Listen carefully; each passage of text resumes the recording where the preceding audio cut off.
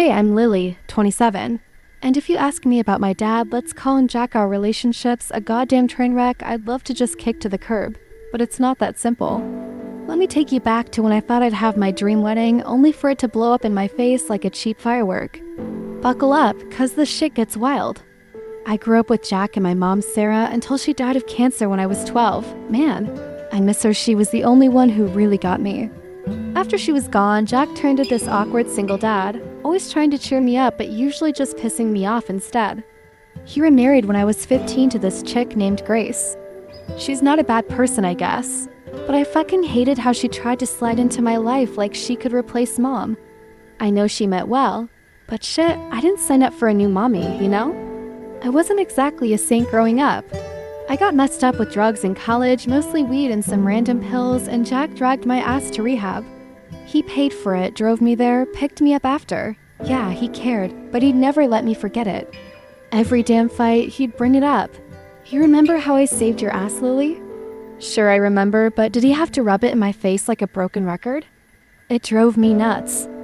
Anyway, I got my shit together, eventually graduated college, landed a gig at a small ad agency, and met Ryan. He's my husband, or was, depending on how you look at it. Ryan's this sweet, kinda shy guy who made me laugh, and I loved how he looked at me like I was his whole damn world. I met Ryan at this shitty dive bar called Rusty's on a random Thursday night. I was 24, fresh out of a dead-end job at a coffee shop, and I just started my gig at this little ad agency. My coworker Tara dragged me out after work saying, "Lily, you need a fucking drink. Girl, you've been a zombie all week." I wasn't in the mood, but I went anyway. Rusty's was packed with hipsters and loud-ass music, and I was nursing a cheap beer at the bar when Ryan slid in next to me. He was this lanky dude with messy brown hair and these goofy glasses that made him look like a nerdy Clark Kent. He bumped my elbow by accident, spilling my beer a little, and went, "Oh shit, I'm so sorry." I laughed it off. "No biggie, man, just don't make me buy another one." He grinned, all nervous, and offered to get me a new one anyway. I liked that he didn't try too hard to be smooth. We got talking, and turns out he was a graphic designer freelancing for some startup. He was funny in this quiet way, like, he dropped these sarcastic one-liners that caught me off guard and had me cracking up. I remember him saying, "I'm basically a glorified doodler who gets paid to drink too much coffee." And I thought, this guy's kinda cool. We swapped numbers, and I didn't think much of it till he texted me the next day. "Hey, it's the beer spiller. Wanna grab coffee sometime?" I was like, fuck it, why not? Our first date was at this little coffee shop downtown, and I swear, it was like something out of a cheesy rom-com. He showed up with the sketchbook under his arm, all shy, and halfway through our lattes, he flipped it open to show me this dumb cartoon he'd drawn of us at the bar, me with a beer and him tripping over his own feet. I laughed so hard I snorted, and he went red but smiled like he'd won the lottery. That's when I knew I was into him. We started hanging out all the time, late-night diner runs, binge-watching shitty horror movies, driving out to the coast just to watch the waves crash. Ryan wasn't like the loud, cocky-ish holes I dated before. He listened, like really listened, and he didn't judge me when I'd vent about my fucked-up family. I'd bitch about Jack how he'd hover over me like I was still a kid, how he'd guilt-trip me about rehab, and Ryan would just nod, squeeze my hand, and say, "That sounds rough as hell, Lil." He didn't try to fix it, which I loved. Jack was always trying to fix me, and it made me feel like a broken toy. Ryan, he just let me be me. I think that's why I fell so hard. With Ryan, I felt safe, like I could breathe without someone breathing down my neck. One night, maybe 6 months in, we were sprawled on his couch, half drunk on cheap wine, and I blurted out, "You're the best fucking thing that's ever happened to me." He looked at me all soft and surprised and said, "Same, Lil, same." We kissed, and it wasn't just horny teenage shit, it felt real, like he was my person. Ryan proposed one fall night under this huge oak tree in the park near our place. I screamed yes. So loud I scared off half the birds. We started planning the wedding, and Jack, being Jack, jumped in like, "Lily, you're my girl, I'm paying for everything." He said it'd be his gift to me. I was like, hell yeah, free shit? Sign me up. He handled it all. The venue, catering, flowers, photographer, you name it. All I had to do was pick my dress and the rings. But as the day got closer, I started picturing it, and I realized I didn't want Jack there. Sounds fucked up, right? Hear me out. Jack's always gotta make everything about him. I'd tell him about the wedding and he'd butt in with, "You should go with red roses, they're classier." Or, "I picked the best venue, don't screw with it." It pissed me off this was my day, not his. Then I started thinking about all the old fights, like how he'd take Grace's side when we'd argue, or that time he chewed me out in front of my friends for cussing. I felt like he'd never really had my back. So I decided Jack and Grace weren't invited. I told Ryan, "Babe, I don't want my dad there. He'll ruin it." Ryan hesitated. "You sure? He's footing the bill." I snapped, "I don't give a fuck. It's my wedding, not his." I called the event planner, told them to scratch Jack and Grace off the list, and added, "If they show up, don't let him in." It was a dick move, I knew it, but I just wanted to run the show my way for once. I didn't think Jack would catch on before the wedding. But one afternoon, my phone started blowing up, probably 15 missed calls from him. I ignored it because I knew he'd ask about the guest list. Then he showed up at my place, banging on the door like a damn lunatic. I opened it and he yelled, "Lily, what the hell? You're not inviting me? I'm paying for this fucking wedding." I shot back, cold as ice. "You don't get to own my day just because you've got cash. I don't want you there, period." His face turned red as a tomato. "You're saying I treated you bad? I did everything for you, rehab, college, this wedding?" I screamed, "Yeah, and you never shut up about it. I'm sick of you acting like I owe you my life." He glared at me, then stormed off. I slammed the door, thinking that was the end of it. The big day rolled around. I'm in this gorgeous white dress, Ryan's looking sharp in a suit, and we pull up to the venue, a cute little estate outside town. But when we get there, what the fuck? No flowers, no tables, nothing, just some security dude blocking the door. I yelled, "What's going on?" "We booked this place." He goes, "Contract got canceled last week." I turned to Ryan, "Who the hell canceled it?" "I didn't do this." I called the planner and they hit me with, "Jack canceled everything. He's the one who paid, so we followed his orders." I stood there, feeling like the ground just swallowed me whole. Ryan tried to hug me, but I shoved him off, screaming, "That bastard, he fucked up my day." I dialed Jack, but my number was blocked. I sped to his house, pounded on the door, but his security guy wouldn't let me in. I cried, I cursed, I felt like the universe was laughing at me. We ended up going home, canceling the dinner with friends. I sat on the couch in my dress, bawling till my eyes were puffy. Ryan kept muttering, "I told you not to do it." I snapped, "Don't fucking lecture me, okay? This is Jack's fault, not mine." A month after Jack fucked up my dream wedding, Ryan and I said screw it and tied the knot at City Hall. It was this quick, no-frills thing, just us, a couple buddies, and some random clerk who looked bored as hell. I wore a plain white dress I grabbed off a clearance rack, and Ryan rocked a wrinkled button-up he dug out of his closet. No flowers, no big party, none of that shit Jack had promised. I didn't tell him about it, didn't even send a text. He didn't reach out either, and I figured that was that chapter closed. Good riddance. Man, was I fucking wrong. At first, living with Ryan as husband and wife felt like a win. We moved into this cramped little apartment, downtown, peeling paint, shitty plumbing, but it was ours. I'd wake up to him humming off-key while making coffee. And it'd hit me. This guy picked me even after all the wedding drama.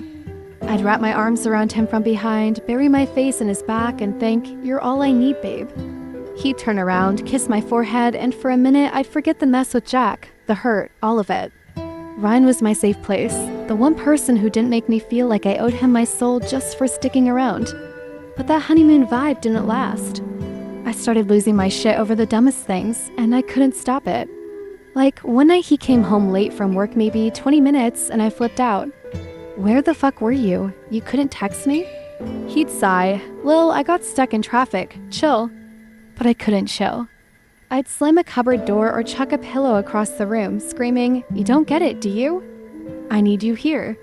Looking back, I know it was stupid, but in the moment, it felt like he was abandoning me, like everyone else always did. See, here's the thing, I've always been starved for love. Mom died when I was a kid, Jack turned into this overbearing asshole who thought money could fix everything, and Grace? She tried, but she wasn't Mom. I grew up feeling like nobody really gave a damn about me, not the real me, just the version they wanted me to be. Ryan was different. He saw me, the messy, loud, fucked up me, and still said, "I do." So I clung to him like he was my last lifeline, like if I let go even a little, he'd disappear too. I wanted him to fill that hole inside me to prove I was worth loving. But that need? It turned me into a selfish bitch without me even realizing it. I'd pick fights just to test him. One time, he forgot to grab milk on his way home. I asked him like 3 times and I lost it. Smashed a coffee mug on the floor, shards everywhere, yelling, "You don't even fucking care about me, do you?" He stared at me all quiet and said, "Lil, it's just milk. I'll get it tomorrow." But to me, it wasn't just milk, it was proof he might not love me enough. I'd cry after, hating myself for it, but then I'd turn it around in my head. If he really cared, he'd try harder. He'd know how much I need him. I couldn't see I was asking for the impossible. Nobody can fix a lifetime of feeling empty. Ryan put up with it for months. He'd clean up the broken shit, hug me even when I didn't deserve it, tell me, "I'm not going anywhere, okay?" But I could tell he was pulling back. He'd stay late at work more, say he needed space to sketch or whatever. I'd sit there alone on our shitty couch, staring at the TV I wasn't even watching, thinking he's gonna leave me. Just like Jack, just like Mom. That fear ate me alive, and instead of talking to him, I'd double down. I'd text him nonstop when he was out. "Where are you? Who are you with?" Like some paranoid psycho. He'd reply, "Just grabbing a beer with Mike, relax," and I'd still freak, convinced he was lying. The breaking point came one night about a year in. We were arguing over something dumb, think it was whose turn it was to do dishes, and I went off. I grabbed this ugly lamp his mom gave us, one we both hated, and chucked it at the wall. It smashed into a million pieces, and I screamed, "You don't give a shit about me anymore." Ryan just stood there, hands in his hair, eyes wide. Then he snapped, "Lily, you need help. I can't fucking live like this." His voice cracked, and it hit me he was scared of me. Not mad, not annoyed, but scared. I yelled back, "If you can't handle me, then get the fuck out." He grabbed his jacket, muttered, "I'm done," and walked out the door.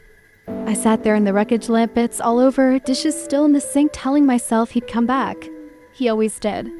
But this time, he didn't. Days turned into weeks, and I'd call him, leave voicemails. "Babe, I'm sorry. I didn't mean it, come home." He'd text back, "I need time, Lil," and that was it. The distance grew, this cold, quiet gap I couldn't cross. I'd lie in bed, clutching his old hoodie, crying till I couldn't breathe, thinking, I fucked up the one good thing I had. But then that selfish part of me would kick in. If he loved me, he'd fight for us. He'd stay. I couldn't admit I'd pushed him too far. We separated officially a few weeks later. He moved in with a friend, and I stayed in that shitty apartment, surrounded by ghosts of us. I'd see his sketches on the fridge, dumb little doodles he'd leave me, and it would hit me how much I missed him. But I was too stubborn, too wrapped up in my own hurt to reach out right. I'd think he should come crawling back to me, even though I knew I'd been the asshole. That's the thing I wanted Ryan to love me so bad, I didn't care what it cost him, and that's what broke us. My neediness, my temper, my refusal to see I was turning into the controlling mess I hated in Jack, it all piled up, till Ryan couldn't take it anymore. Looking back, I know I was a selfish dick. I loved Ryan fuck. I still do, but I loved him like a kid clutching a toy, scared someone snatch it away. I didn't know how to love him without choking him, and now he's gone. The worst part? I can't even blame Jack for this one. This mess, it's all on me. So one random Tuesday, Ryan met up with Jack behind my back. I had no clue what they talked about, till Jack showed up at my shitty apartment a few days later. I opened the door, and there he was looking like hell, honestly. His hair was grayer than I remembered, his face all saggy and tired, like life had kicked his ass one too many times. He stood there, hands stuffed in his pockets, and hit me with, "Lily, I know you're pissed at me, and I get it.